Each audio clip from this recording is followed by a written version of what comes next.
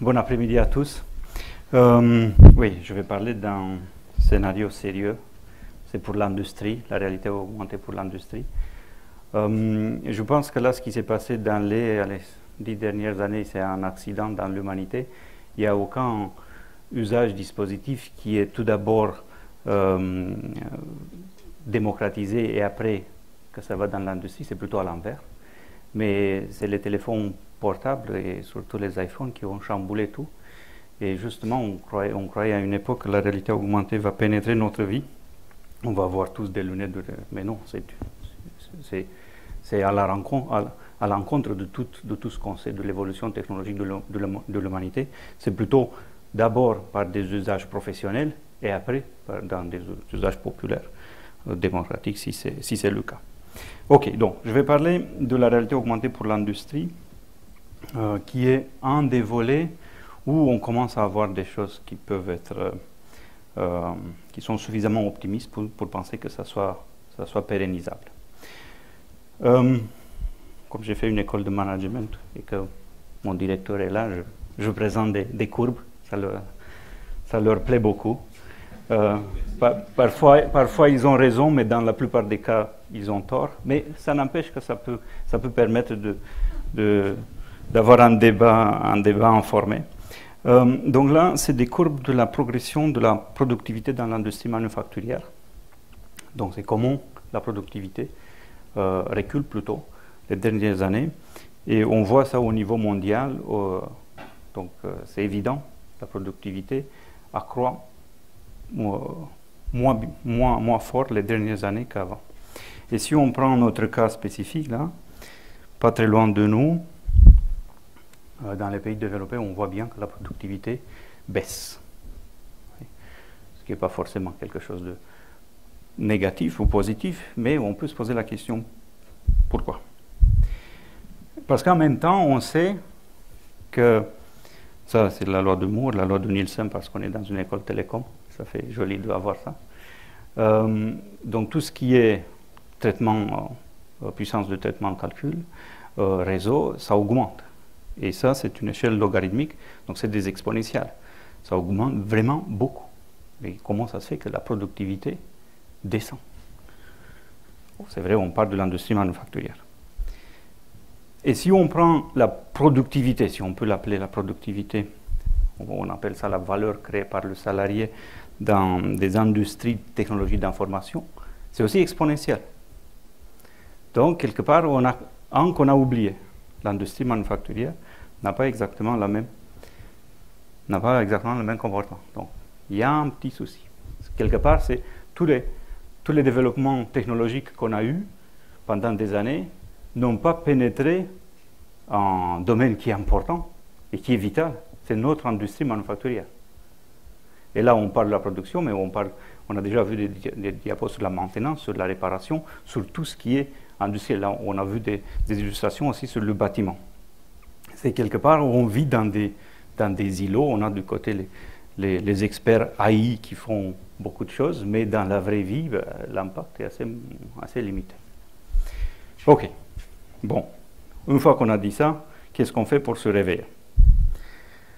Il y a des choses qui sont mises en place. Il y a d'abord ça, la robotique. C'est très bien, mais ça résout pas tous les problèmes non plus. Surtout les problèmes humains, c'est loin d'être résolu. Il y a j'ai constaté tout à l'heure dans cette image, il y a 2 personnes qui sont quelque part pour surveiller les robots. Oui, peut-être. C'est les gens qui font même pas le service, parce qu'une fois que ça tombe en panne, c'est beaucoup plus difficile que ça. Mais le problème de ce type d'industrie, c'est que c'est une industrie à grande échelle. On ne peut pas tout créer à cette échelle. Et il faut que ce soit des robots qui sont très adaptables par rapport à des tâches qu'on peut leur donner. Ça se fait dans l'industrie automobile, mais ce n'est pas quelque chose qu'on peut transposer facilement dans toutes les industries. Il y a la fabrication additive, et justement, on a eu des colloques dans ce sens. Bien sûr, ça va révolutionner l'industrie lourde. Mais ce qui nous intéresse aujourd'hui, c'est autre chose. C'est qu'on va de plus en plus vers la personnalisation de la production. On a vu ça avec le modèle Dell qui, une fois qu'on a fait on faisait la configuration, ça partait dans les usines, on ne sait pas où, mais c'était fait à la demande. Et des petites séries, et bien sûr, on veut minimiser le coût. Donc on disait un grand philosophe encore en vie, qui ne vit pas loin d'ici, c'est Emmanuel Bricard, qui est directeur d'innovation chez Bosch France. Il dit, et je pense qu'il a raison, il parle pour l'industrie en général, que le type de production le plus adaptable au changement de l'usine, ce qu'on leur demande actuellement, c'est l'humain. Et que finalement, ce qu'il faut faire, c'est préserver l'humain et surtout l'augmenter, lui donner plus de puissance physique, mais plus de puissance aussi cognitive. Ok, voyons voir ce que la réalité augmentée peut faire pour ça. Donc on le met dans tout cet environnement très technologique avec des robots, la cobotique ça existe, l'association entre l'humain et le robot, parce que le robot physiquement il est beaucoup plus puissant. Donc on parlait de la fabrication additive, mais il y a plein d'autres technologies qui sont autour ou à l'intérieur de l'usine, mais aussi la réalité augmentée, et pour lequel l'humain a un rôle important. Bon, je ne vais pas revenir sur toutes les applications en réalité augmentée, vous avez vu des exemples, mais c'est relativement décevant. Ouais. Ça fait combien de temps qu'on parle? Ça fait, je ne vais pas demander à M. Fuchs parce qu'il va me dire 30 ans. Ça, ou plus. Mais en tout cas, depuis, allez, dans les années 2000, on parle beaucoup.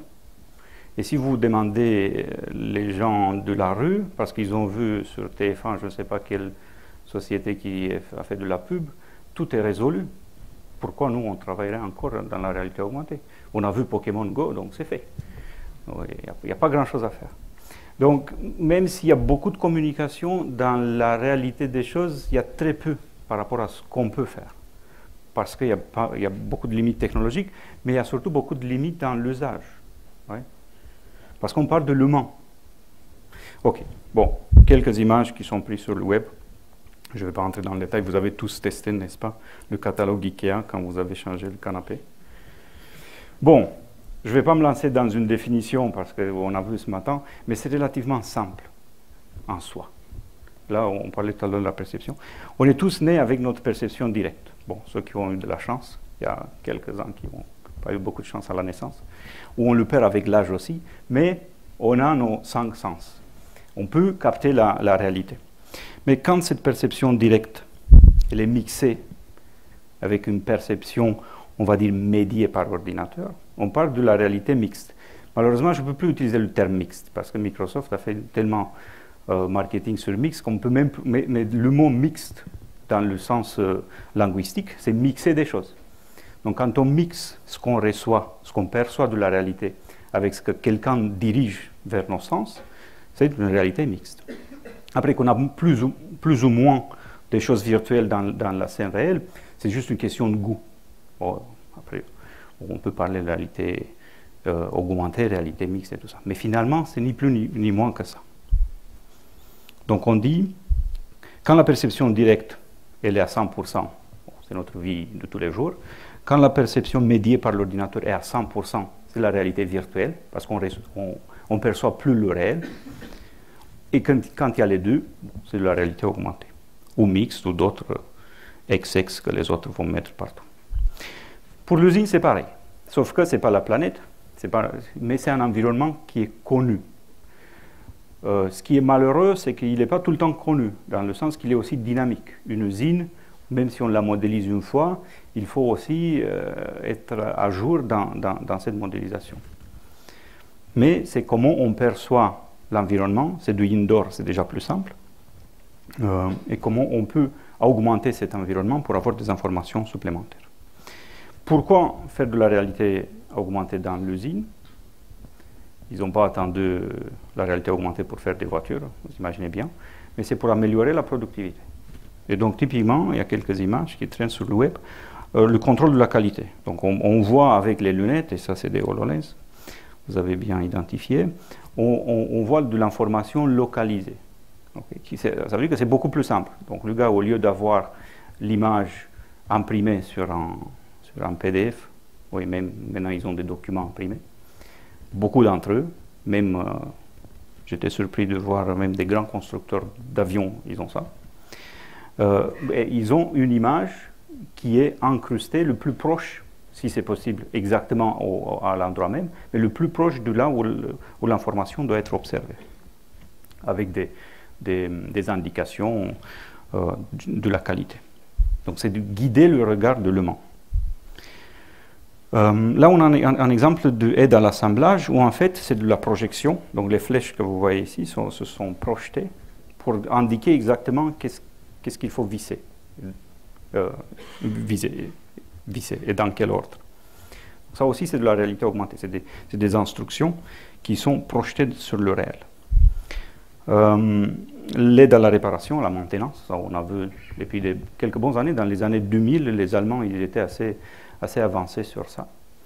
Et c'est d'ailleurs pour ça qu'ils ont créé un des grands champions mondiaux de la réalité augmentée qui a été acheté par, bien sûr, pas un Européen, comme toujours. Mais ça, c'est d'autres histoires. Mais c'est quelque chose qui est faisable. Donc de montrer des instructions pour la réparation et la maintenance. Et un exemple qui n'est pas vraiment de la réalité augmentée pure, mais qui est très connu, c'est la téléopération, ce qu'on appelle l'assistance à distance. Donc il y a un opérateur qui utilise soit les casques, soit le téléphone, peu importe, pour visualiser une scène. Et l'expert à distance, il lui donne des instructions en interagissant avec la vidéo. Et donc de l'autre côté, il peut voir les flèches que l'expert lui indique. Ok, bon, tout ça c'est des choses qui existent. Mais quel impact maintenant sur la formation des opérateurs?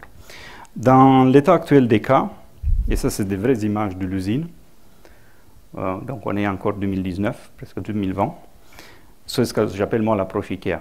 Quand vous avez le plan imprimé et qu'on doit faire pas par pas et qu'à la fin on est frustré parce qu'on a oublié de faire un truc.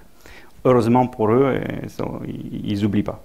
Mais les procédures sont imprimées et on peut les voir, ça c'est dans une usine réelle, sont imprimées et affichées.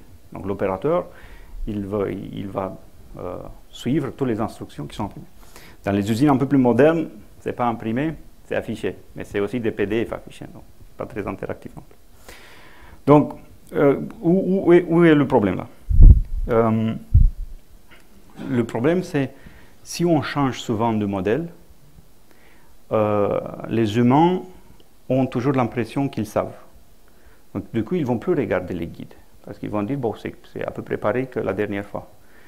Ou c'est contre-intuitif de regarder.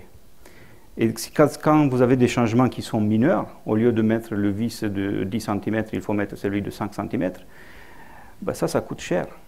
Et ça coûte plus cher quand c'est vu au contrôle qualité à la sortie de l'usine, et encore plus cher quand c'est vu directement chez le client. Donc c'est des vrais problèmes. Surtout pour les petites séries, changement de modèle. Un autre, qui est plutôt de l'ordre social, c'est qu'en général, les opérateurs dans nos usines sont des gens qui sont intérimaires. Donc ils travaillent une semaine chez Peugeot, ils travaillent une autre semaine chez un autre constructeur. Ils n'ont pas les mêmes modèles, donc ils doivent changer de contexte assez vite. Quand ils ont l'habitude, ça va, mais de temps en temps, ils doivent se réformer. Donc ils changent assez vite de contexte. Et il y a aussi une autre demande, qui est économique cette fois-ci. La grande majorité des usines actuellement travaillent à stock zéro. Donc quand la commande est faite, il y a aussi la production qui démarre, à peu près. Ça veut dire qu'il faut aussi changer de contexte vite. Donc l'approche IKEA, c'est peut-être bon pour les canapés, mais pas pour les usines.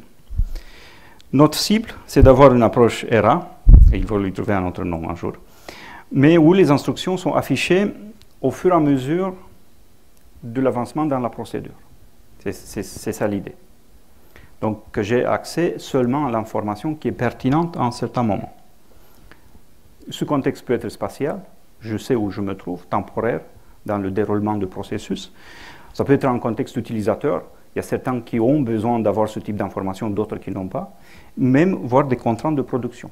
Je dois accélérer la cadence sur une ligne, donc je fais un affichage qui est différent que sur une autre ligne. Et ce qui est le plus important, surtout pour la formation, c'est l'adaptation par rapport à l'expertise de l'utilisateur. Ça n'a aucun sens d'afficher toutes les informations pour un expert. Ça va l'énerver et il ne va pas utiliser les casques. Et ça a beaucoup de sens de le faire pour un débutant. Mais cette chose-là n'est pas aussi facile. D'identifier quel est le niveau d'expertise de quelqu'un et lui donner l'information qui est la plus appropriée pour lui, c'est en soi un programme de recherche. Ok, donc du point de vue technologique, je ne vais pas m'attarder sur beaucoup de technologies, mais c'est pour vous dire, ce que je disais aussi tout à l'heure, les problèmes ne sont pas résolus. Et on est un peu loin d'avoir tout résolu. D'abord, il faut reconnaître le contexte. Dans le cadre d'une usine, le fait qu'on prémodélise l'usine, le processus, ça aide. Dans le cas où on peut imaginer d'avoir les lunettes de réalité virtuelle dans la rue, autre que collecter des Pokémon, on ne va pas faire grand-chose. Donc, reconnaître le contexte, suivre et accompagner les actions de l'opérateur. Donc, on doit vraiment savoir s'il a fait le bon geste, s'il aurait pu faire autrement. Aussi, il faut aussi dire, le but de toutes ces opérations, c'est d'augmenter la productivité. Il ne faut pas se cacher non plus. Ensuite, scénariser l'expérience dans réalité augmentée. Donc jusqu'ici, on écrivait des procédures, on demandait aux opérateurs de les suivre. Là, il s'agit de scénariser l'opération, que ce soit l'assemblage, mais aussi les actions de l'opérateur. Filtrer et adapter l'information, c'est ce que je viens de dire tout à l'heure par rapport à l'expertise de chaque utilisateur. Et il y a quelque chose qui n'excite pas beaucoup de monde, mais qui est aussi important, c'est comment intégrer ça dans les systèmes d'information en place. Il n'y a aucune chance, et il y en a des acteurs qui sont des leaders en place, qui essayent de dire, bon, je vous apporte ma solution de réalité augmentée, vous, usine, il faut que vous vous adaptez à ma solution. Et ils peuvent attendre. Et ceux qui ont vraiment compris sont ceux qui disent, OK, la réalité augmentée, c'est un outil, c'est Michel qui disait tout à l'heure, c'est un outil, c'est un ensemble de technologies, il faut que ça s'intègre, surtout pour, là on parle de l'industrie, dans les processus qui existent. Sinon, aucune chance que ça va voir le jour. Et bien sûr, là on parle des casques, il faut améliorer les casques, ça s'est beaucoup amélioré. HoloLens 1, ça a été un breakthrough, comme disent les Anglais. HoloLens 2, un peu mieux parce qu'il y a toute la partie machine learning, mais c'est quand même des casques qui sont lourds. Donc les opérateurs ne vont pas porter ça pendant 8 heures. Il faut voir comment ces dispositifs d'affichage peuvent s'améliorer. Bien sûr, tout ça en contrôlant les coûts parce qu'on est dans l'usine. OK, qu'est-ce qu'on a développé, parce qu'on est là aussi pour savoir qu'est-ce qu'on a fait en termes de technologie, pour aller vers cette vision. Donc là, on a déjà, mais on est en train de l'améliorer. C'est une plateforme de reconnaissance d'objets, de gestes, des scènes. C'est ce qu'on appelle l'intelligence pour comprendre le contexte, au moins spatial, et les interactions utilisateurs. Bon, il y a un browser de réalité augmentée, il y a beaucoup de labos qui ont ce type de produit. Le nôtre est en open source. Une spécificité sur laquelle on travaille, c'est d'essayer, on a déjà c'est pas moi, c'est la salle. Oui. Donc là, on travaille sur un langage pour formaliser ces expériences de réalité augmentée, étant inspiré de ce qui se passe sur le web. Je ne sais pas combien d'entre vous vous rappelez de Adobe Flash. Oui, ça a été aussi un accident dans l'histoire de l'humanité parce qu'on a perdu 10 ans. Mais ça n'empêche, heureusement maintenant JavaScript a pris le pas, mais ça n'empêche que l'idée était géniale. Ça veut dire, pourquoi donner aux créatifs la lourde charge de programmer du contenu? Non, ce qu'Adobe a proposé à l'époque, ils n'ont pas proposé ça, ils ont acheté, mais ils étaient suffisamment intelligents pour l'acheter et le déployer. Ce qu'ils ont proposé à l'époque, c'était de séparer le processus de création, le processus de programmation bas niveau d'une interactivité. Donc il y avait des outils de création de contenu que tout créatif pouvait utiliser, et le player qui était capable d'interpréter un langage formel pour pouvoir jouer cette interactivité. Heureusement, ce qui se passe actuellement sur le web, c'est similaire et c'est ouvert, ce n'est pas contrôlé par une boîte, quoique JavaScript est beaucoup contrôlé par Google, mais mettons ça de côté, c'est un peu plus ouvert. Et donc l'idée, c'est de faire la même chose pour la réalité augmentée. Il n'y a pas de raison de demander aux gens du métier, ceux qui savent faire des voitures, des chaudières, des installations industrielles, de programmer quoi que ce soit en interaction, en réalité augmentée, en réalité virtuelle, en quelconque interaction, quelconque réalité. Leur métier, ce n'est pas celui-là. Leur métier, c'est de concevoir des produits. Donc ce qu'on doit leur donner, c'est les outils qui permettent de scénariser ces interactions et les représenter dans un langage. Et donc ce qu'on était en train de faire, on a déjà standardisé, et ça s'appelle ARAF, AR Application Format. Pas beaucoup l'utilisent pour l'instant, et je vais revenir pour vous dire aussi pourquoi. OK, donc là on parlait des outils pour créer ces expériences. Bon, je vais prendre ça. OK, c'est la table alors. Donc on parle de ces outils, il faut que ces outils soient très proches des outils métiers que les gens utilisent. Et après, c'est là le frein qu'on a eu, en tout cas pour que ce langage soit connu, c'était un langage très bas niveau. Ça veut dire qu'on peut coder toutes les interactions possibles, la scène, les objets, les avatars, ainsi de suite. Mais c'est loin d'un langage métier. Et donc il nous faut un sort de langage intermédiaire qui peut faire le pont entre ce qu'on peut représenter pour chaque métier et ce qu'on peut représenter pour un player qui va interpréter la scène. OK. Donc, dans notre approche, il y a 3 grandes étapes. C'est la modélisation de post-travail, ce qu'on a compris à peu près, modélisation scénario, tout ce qui est interaction, et le player pour pouvoir lui montrer ça. Dans le post-travail, il y a plusieurs types de technologies qui sont en train de se développer et les résultats commencent à être intéressants. Il y a bien sûr la capture vidéo, mais il y a aussi de plus en plus la capture 3D, donc qui nous permet d'avoir déjà une représentation 3D par nuage de points, on a vu aussi ce matin, et d'ajouter une sémantique à cette représentation. Donc on peut directement, dans le nuage de points, avoir des étiquettes et savoir que ça c'est une table, ça c'est une pièce de ce type, et ainsi de suite. Donc ça, ce n'est pas utilisé pour la visualisation, parce que ça n'a pas de sens de visualiser le réel, on est dans le réel, mais c'est plutôt pour avoir des encres, pour interagir avec le réel. Et un deuxième point, tous ces objets 3D, en général, ça existe. Presque tout ce qu'on produit aujourd'hui, il y a une modélisation 3D préalable, COAO. Donc ces modèles-là, ils sont très lourds, il y a beaucoup de détails, parce que ce sont des détails de production, beaucoup de métadonnées, et si on essaie de les afficher dans un scénario de réalité augmentée, on peut attendre. HoloLens version 50 peut-être, pour charger tout ça. Et donc, l'objectif, c'est d'avoir une sorte de simplification qui est sémantique cette fois-ci. Parce que si on simplifie juste du point de vue géométrique, on perd les détails, qui sont des détails importants, pour l'assemblage. Donc, il y a une sorte de simplification sémantique qui est nécessaire. Là, où je parlais du langage, bon, il a cette forme-là, peu importe, c'est de XML, c'est très informatisé.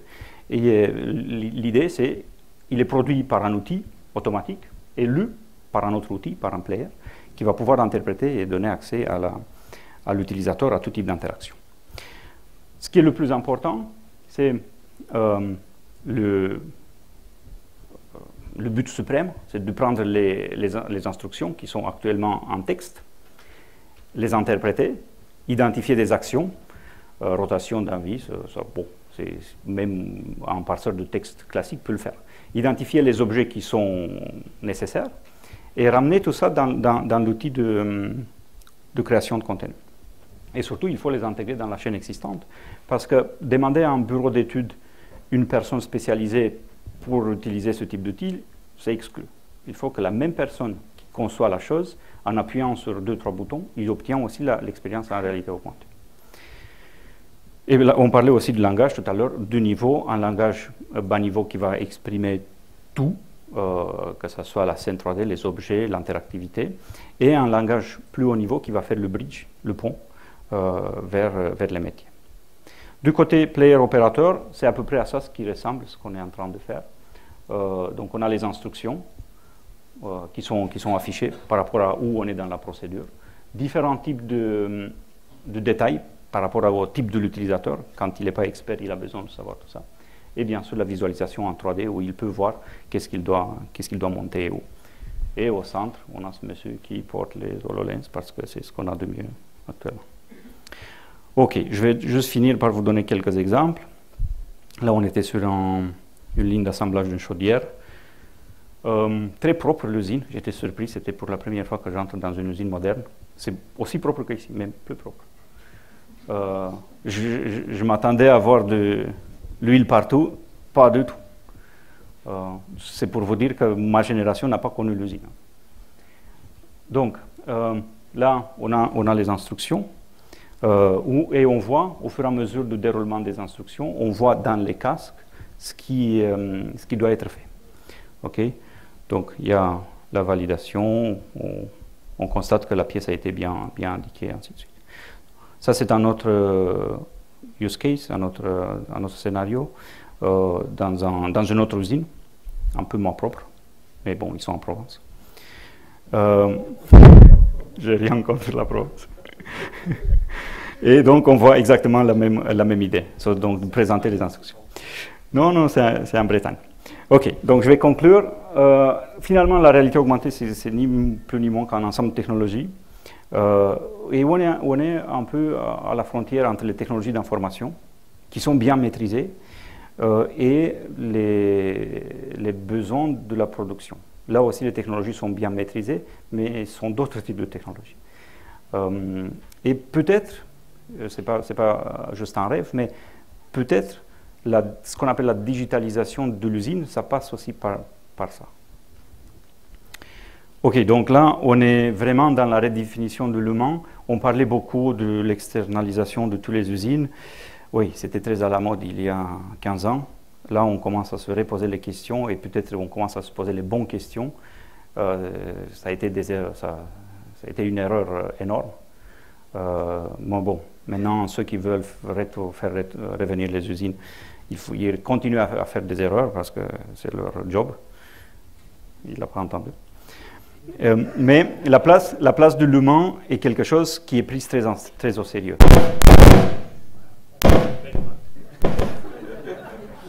Mais il y a une limite. Le système ne veut pas voir la limite. Il y a une limite, qui est la limite, je ne l'ai pas marqué, mais c'est la limite GPS. Je ne sais pas si vous avez remarqué, mais depuis qu'on a les GPS, on connaît moins les endroits où on y va. Parce qu'on a toujours en fait, on ne prend pas le temps, avant on planifiait nos voyages. Et même quand on était là, on se perdait, mais il fallait trouver la solution pour retrouver le chemin. Donc il y avait une sorte d'effort qu'on faisait pour connaître. Et on risque d'avoir la même chose avec ça. Donc les systèmes de réalité augmentée vont être très efficaces, vont donner les bonnes instructions au bon moment. Mais le fait que ça existe, que le système existe, va quelque part décharger cognitivement l'opérateur qui va dire, bon, finalement, je n'ai pas besoin de comprendre ce que je fais, je le fais. Donc, il y a une limite. Il ne faut pas, même si je suis en technique et je pousse à 100%, oui, il faut faire de la technique, mais il faut aussi se poser les bonnes questions, jusqu'où on doit la faire. Et là, je m'arrête, la salle est contente. Il n'y a pas de signal. Merci à vous.